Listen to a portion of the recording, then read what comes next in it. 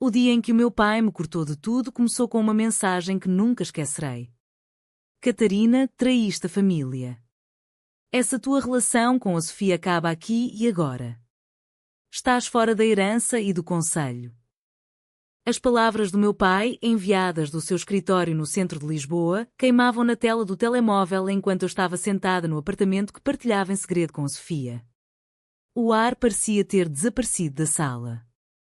Apenas 3 horas antes, tínhamos estado a rir na cozinha, planeando um fim de semana discreto em Sintra, longe dos olhares da empresa. Agora, tudo desabava. O Grupo Mendes, o império de investimentos que o meu avô construíra após a Revolução dos Cravos, era a minha vida. Aos 32 anos, eu era a vice-presidente, a herdeira natural. Mas amar a Sofia Ramos, a brilhante advogada que contratáramos 2 anos antes, tornara-se o meu maior erro aos olhos deles. A Sofia aproximou-se por trás, os seus dedos tocando meu ombro. O que aconteceu? Perguntou, a voz firme apesar do medo nos olhos castanhos. Expliquei-lhe tudo. Alguém tinha enviado fotos nossas a um jantar privado em Cascais. Não eram explícitas, mas claras o suficiente, as nossas mãos entrelaçadas, um beijo roubado na varanda. O rival do meu irmão, provavelmente, ou algum conselheiro conservador que via nossa relação como uma ameaça à imagem tradicional da família. Em Portugal, mesmo em 2026, certas coisas ainda abalavam as fundações antigas.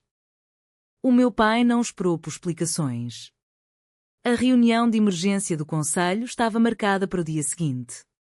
Eu seria removida da lista de sucessores, as minhas ações redistribuídas entre os meus irmãos e primos. É para o bem da empresa, diria ele. Mas eu sabia a verdade, era o medo de que a minha verdade destruísse alianças políticas em Lisboa e o acesso a fundos europeus. O Grupo Mendes dependia de contratos com o governo e investidores conservadores. Sentei-me à mesa da sala, o coração acelerado. A Sofia preparou um chá, os seus movimentos precisos como sempre. Tínhamos construído esta vida em segredo por bons motivos.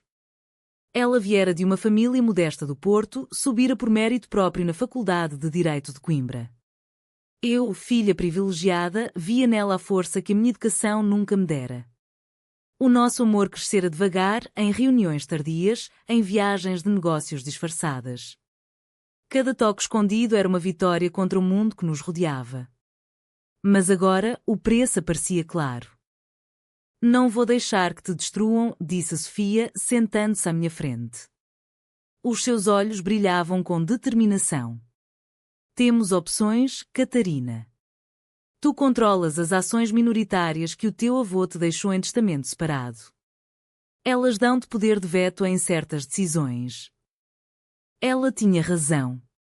Eu estudara os estatutos durante meses, antecipando que um dia o segredo explodiria. O meu pai subestimava-me. Sempre o fizera. Passei a noite em claro, revendo documentos no computador. A decisão veio fria, calculada. Se eles queriam guerra, eu daria. Pela manhã, enviei um e-mail ao conselho inteiro. Comparecerei à reunião. E trarei uma contraproposta sobre a divisão de ações. Não mencionei a Sofia. Não precisava. Todos sabiam agora. Ao chegar ao edifício histórico perto da Praça do Comércio, senti o peso dos olhares. Os funcionários sussurravam. O meu irmão mais velho, João, esperava-me no corredor. Como pudeste fazer isto à família? Por uma mulher? A sua voz era baixa, mas carregada de nojo. Respondi com calma, porque o amor não é uma escolha como as tuas ações corruptas, João. Ele empalideceu. Sabia que eu tinha provas das suas negociações duvidosas com políticos. A reunião começou tensa. O meu pai, à cabeceira da mesa de mogno, não me olhou nos olhos. Catarina Mendes está removida de todas as posições executivas. As suas ações serão redistribuídas. Os votos foram rápidos. Mas quando chegou a minha vez de falar, levantei-me.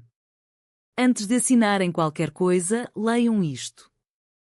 Deslizei cópias do meu documento pela mesa. Era uma proposta alternativa de reorganização societária baseada em cláusulas antigas que o meu avô inserira. Se ativada, dividiria o poder de forma que nenhum ramo familiar controlasse sozinho.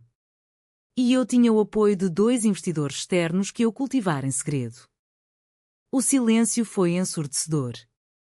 O meu pai leu as primeiras linhas e o seu rosto endureceu. Isto é chantagem. Não, respondi. É sobrevivência. Vocês escolheram cortar-me. Agora eu escolho proteger o que é meu. A Sofia esperava-me lá fora, no carro. Quando entrei, ela apertou a minha mão. Conseguiste. Comecei, respondi. Mas sabia que isto era apenas o início.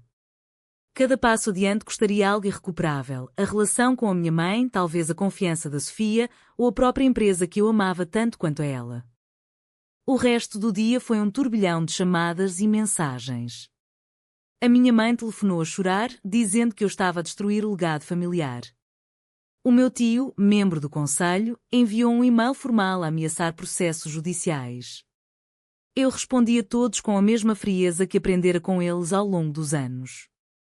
A ambição nunca perdoava fraquezas e agora eu estava a usar a lição contra eles. A Sofia, ao meu lado, revia os contratos com a precisão de uma cirurgiã. Eles vão tentar comprar-te, avisou. Ou pior, destruir a tua reputação. Eu sabia. Mas o que eles não sabiam é que eu já tinha preparado terreno há meses, quando as primeiras suspeitas surgiram nos corredores da empresa. À noite, no apartamento, a Sofia e eu sentámos-nos no sofá em silêncio. O peso da decisão pairava entre nós. Amo-te, disse ela por fim. Mas isto vai custar tudo. Não tudo, respondi, puxando-a para mim. Tu és o meu tudo. As palavras saíram sinceras, mas no fundo eu senti o conflito, a empresa era parte de mim tanto quanto ela.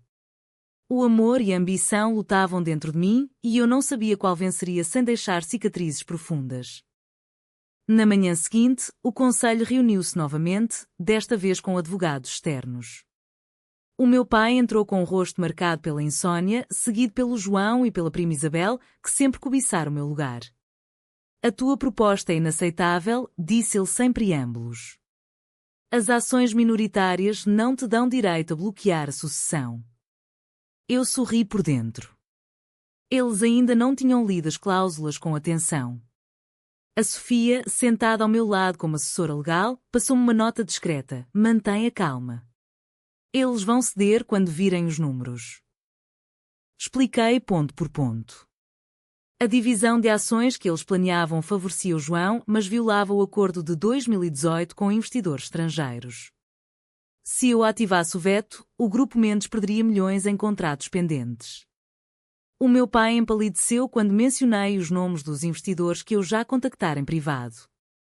Como soubeste disso, murmurou o João. Porque eu trabalho enquanto tu jogas golfe com políticos, respondi.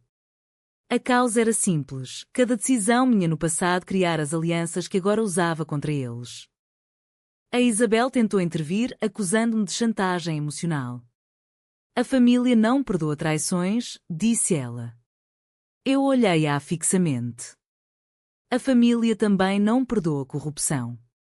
Lembras-te do contrato com o Ministério que quase nos custou a licença? Ela calou-se. A Sofia apertou a minha mão por baixo da mesa, um gesto escondido que me deu força. Mas por dentro, o conflito crescia, cada golpe que eu dava na família afastava-me mais da Sofia. Ela queria que eu parasse, que escolhesse o amor. Eu queria ambos. A reunião terminou sem acordo. O meu pai deu-me 24 horas para retirar a proposta. Caso contrário, levaste a empresa à ruína. Saí da sala com a cabeça erguida, mas o coração pesado. No corredor, a Sofia puxou-me para um canto. Catarina, isto está a destruir-te. Podemos ir embora, começar de novo em outro lugar. Os seus olhos imploravam. Eu queria dizer sim, mas as palavras não saíam. Ainda não, respondi. Eles precisam de aprender. A decisão era fria, mas lógica. Se recuasse agora, perderia o respeito que construíra em 15 anos de trabalho. À tarde, recebi uma chamada da minha mãe. Vem jantar conosco. Sozinha? Aceitei, sabendo que era uma armadilha. Em casa, na mansão em Sintra, o ambiente estava gelado. O meu pai não falou. A minha mãe chorou, dizendo que eu estava a envergonhar o nome da família. O que dirão os jornais? Uma Mendes com outra mulher? Eu respondi com a verdade que guardara há anos. O que dirão quando souberem que o João desviou fundos? O silêncio que se seguiu foi ensurdecedor. A causa e o efeito eram claros. O segredo deles alimentara o meu. Quando voltei ao apartamento, a Sofia esperava-me com o jantar pronto. Como foi? Perguntou. Contei tudo. Ela abraçou-me, mas senti a distância crescer. Estás a escolher a vingança em vez de nós? Murmurou. Não respondi. Naquela noite, deitada ao lado dela, percebi o preço real. Cada vitória no conselho custava um pedaço do nosso amor. Os dias seguintes foram de tensão crescente. Os jornais locais começaram a publicar rumores. Herdeira do Grupo Mendes envolvida em escândalo familiar. A Sofia foi chamada ao departamento jurídico da empresa e questionada sobre o seu envolvimento. Ela saiu ilesa, mas o olhar que me lançou ao chegar a casa dizia tudo. Eles ameaçaram-me com demissão se não me afastar de ti. A minha resposta foi imediata. Usei o meu veto para bloquear uma promoção do João. A causa era direta. Proteger a Sofia significava atacar mais forte. A pressão aumentou quando os investidores estrangeiros marcaram uma videoconferência. Eu preparei-me durante horas, com a Sofia ao meu lado a rever os números. Se perderes este apoio, tudo acaba, avisou ela. Eu sabia. A reunião foi virtual, mas o tom era de guerra. O representante alemão perguntou diretamente: a instabilidade familiar afeta a governação? Respondi com dados. A minha proposta garantia estabilidade a longo prazo. O meu pai, em silêncio na mesma chamada, viu o apoio virar-se contra ele. Depois da chamada, o João telefonou furioso. Vais destruir a empresa por causa dela? Não, respondi. Vou salvá-la de vocês. A lógica era implacável, cada movimento meu era resposta direta às suas ações passadas. A Sofia, ouvindo a conversa, abanou a cabeça. Estás a tornar-te igual a eles. As palavras doeram, mas eu não parei. O amor e a ambição lutavam, e a ambição ganhava terreno. Nessa noite, fomos caminhar discretamente junto ao Tejo. A Sofia segurou a minha mão sob o casaco. Lembras-te quando nos conhecemos na conferência em Porto? Sorri. Sim. Tu defendeste uma cláusula que ninguém mais via. Foi aí que o amor começou, em discussões de contratos. Agora, o mesmo mundo que nos unira ameaçava separar-nos. Não aguento mais esconder, disse ela. Eu parei. Um pouco mais. Depois, prometo. Mas a promessa soou vazia até a mim. A reunião seguinte do conselho foi o ponto de viragem. O meu pai propôs uma votação para me expulsar completamente. Eu levantei-me e ativei a cláusula final do testamento do avô. Se me cortarem, as ações vão para um fundo independente. O pânico espalhou-se. O tio tentou negociar. O que queres? Desculpas por escrito. De todos. O riso nervoso encheu a sala. Mas eu não ri. A causa era simples, eles tinham-me humilhado publicamente, eu exigia o mesmo. A Sofia esperava fora. Quando contei, ela abraçou-me forte.